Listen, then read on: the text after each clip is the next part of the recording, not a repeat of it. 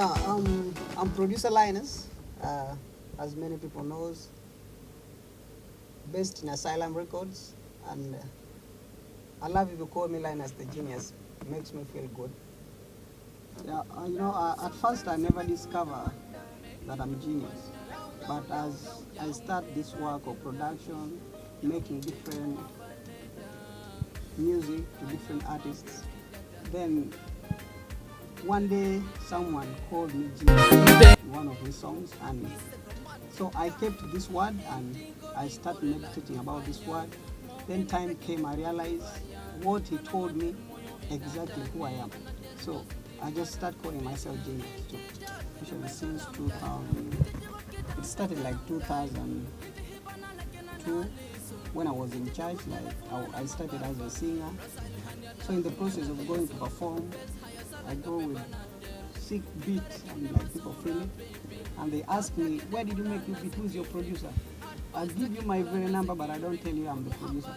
So when you call me, you come and you find me personally, like the person who talks to you when you have the concert. Then like that, I went on, I joined music school. That was 2004. I joined music school. I finished my first class certificate in Rochester University. As most of people knows it as Reformed Theological College. That's when I finished my first class certificate. That was 2004 I mean. I graduated 2004. Then 2005, I started as a beat maker, actually in church. I was using Cog Trinity, just making the beats. Then I take to the studio, they record me. Then in the process, people start admiring my work. They start coming to me. I just make the beat. I was a beat maker before. That's why after now still, you see like my best part, people feel the beats I make. Because I started as a beat maker. Then since 2006, I was taken to a studio nearby just to play a piano because I'm a piano player. So I was just taken to play piano. I didn't know things about software and so forth. So I just went there to play piano, and everyone was so touched with my work. And that's how I get into production in that studio. Like they gave me a job, let me say. Since 2006 up to 2008. Then because of some small misunderstanding, I went to another studio. Still I continued, I make hits. People used to love my work. Then that's how I come in Juba like 2011. Then I make that first hit song. I remember I learned, the first key I learned, it was from church. Someone was in church and I loved him and he became my friend. So the first key he taught me, it was in church. I first learned in church. Then to improve my talent and to go more further to another level, I had to go to music school so that I do what I understand. Actually, when I just started, I was doing only gospel because I used to meet only people from church. So time came whereby I had to do all style, and I was not scared to do other style, but I could not get access to meet such people. So I do all styles like gospel or secular music and generally any type of music, because music actually is just a tune. What you sing, I can listen and judge because already I have music in me.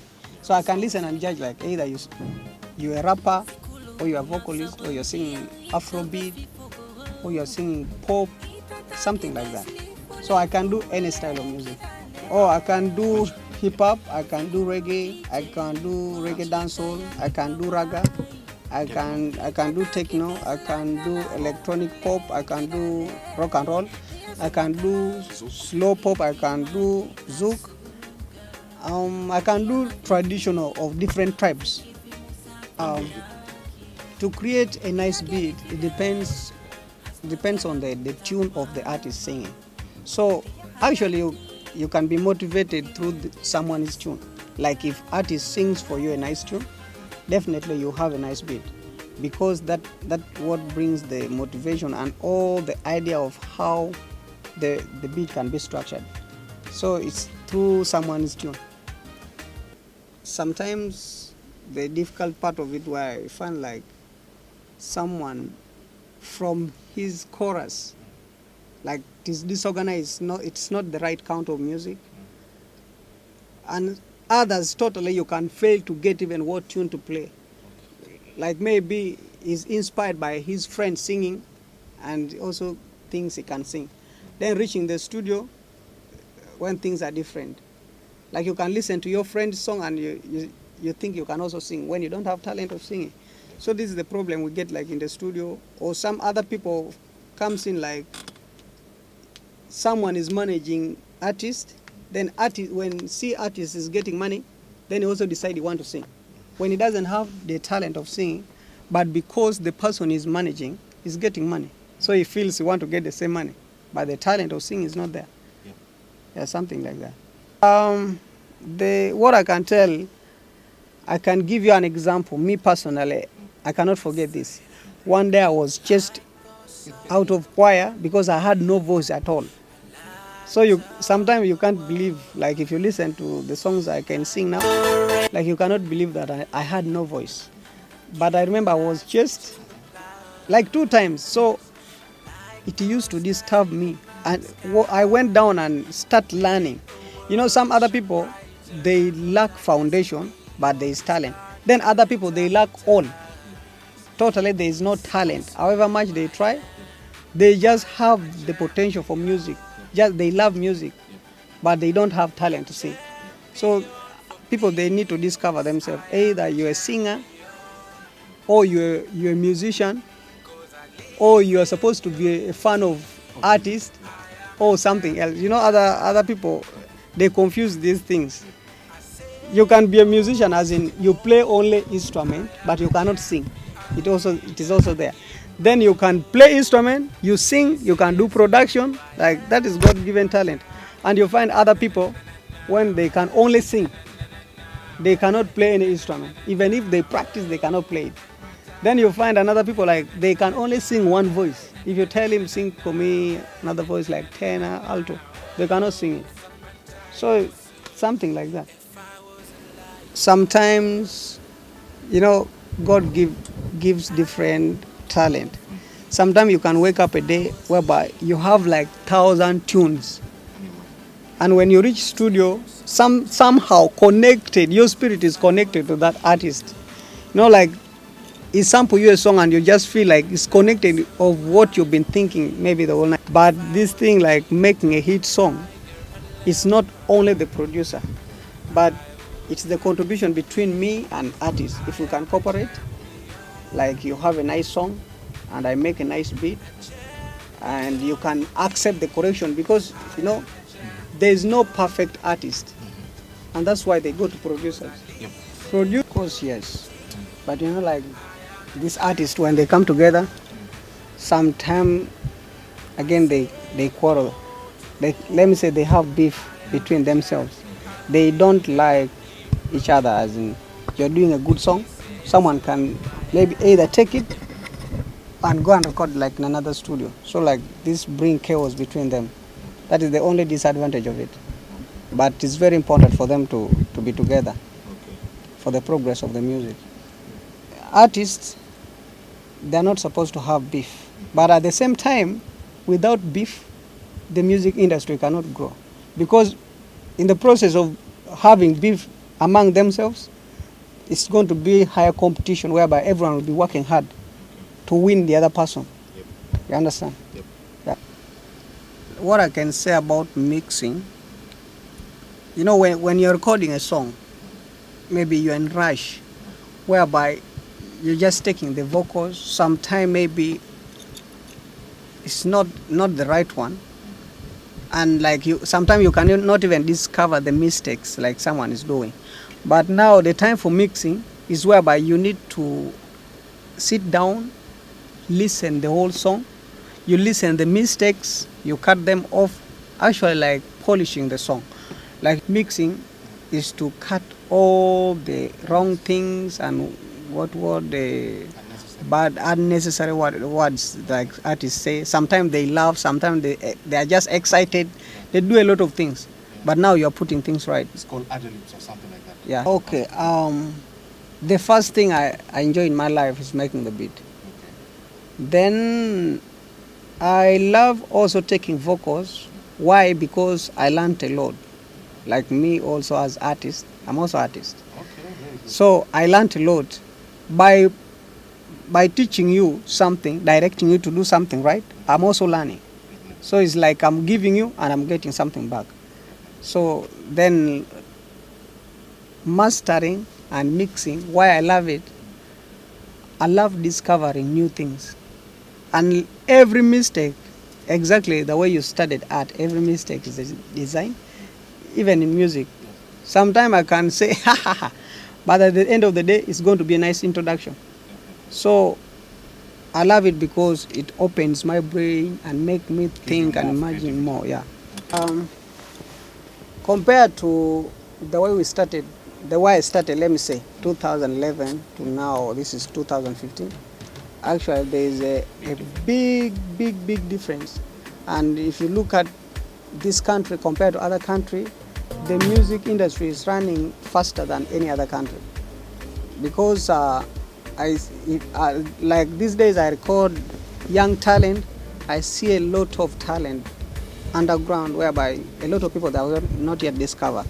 But I believe like in 5 years to come, we are going to have the specific music, first of all, for the South Sudan, like someone can just listen and say, wow, this is from South Sudan. So I'm working hard to get this, but I know it is not easy thing. But I'm working hard to get at least the identity music of South Sudan, like where someone can identify the music of South Sudan compared to other countries. Like if you see like Uganda, they have their own style. I prefer working with upcoming talent. One, because they can listen and they can accept to be polished like the part which are not right, which is not to big artists. If you correct someone, can make it like you don't like him or you don't want to make for him a nice song. But you know, these upcoming artists, they can understand because they want to reach somewhere. They still have that potential to reach somewhere which they have not yet reached. So you can advise them, you can correct them. By the end of the day, they have nice songs more than big artists. I want to tell you the truth. If they can make a concert, big artists via small artists, as they can say, none of them will appear again.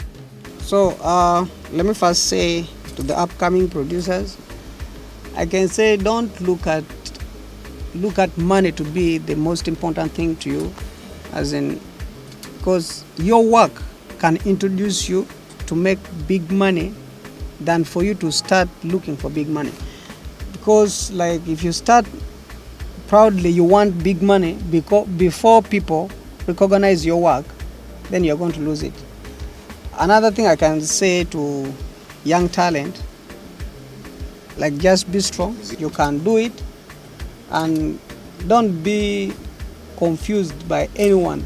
Like if you smoke weed, you will sing better than any other person, or if you take maybe Tusker or Henken or Red Label or something else, you'll be like more than any other person. Just believe in yourself and do something seriously, like when you're sober, when you're fresh. And another thing I want to advise you, don't freestyle. Stop this thing like, I love freestyle. You love it, but it's going to spoil your future. Because if you continue with that, time is coming whereby you have to present your lyrics somewhere which you will not be able to write them. And at the same time, you can never make a perfect video or a perfect performance because you are not sure of what you sang. Maybe it was out of Henken, maybe it was out of weed, maybe out of something else. So there's no medicine for the voice, but it's only just practicing. The more you practice, it doesn't matter how many years you've sung, but what takes how many hours you spend every day practicing.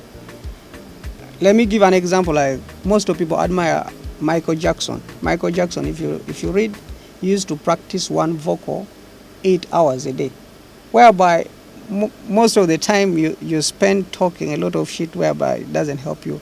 So you rather close yourself in the house, listen to music, write some lyrics, look for advice. If you lack something, at least you go to someone and ask something, than to go somewhere and shout and you spoil your voice.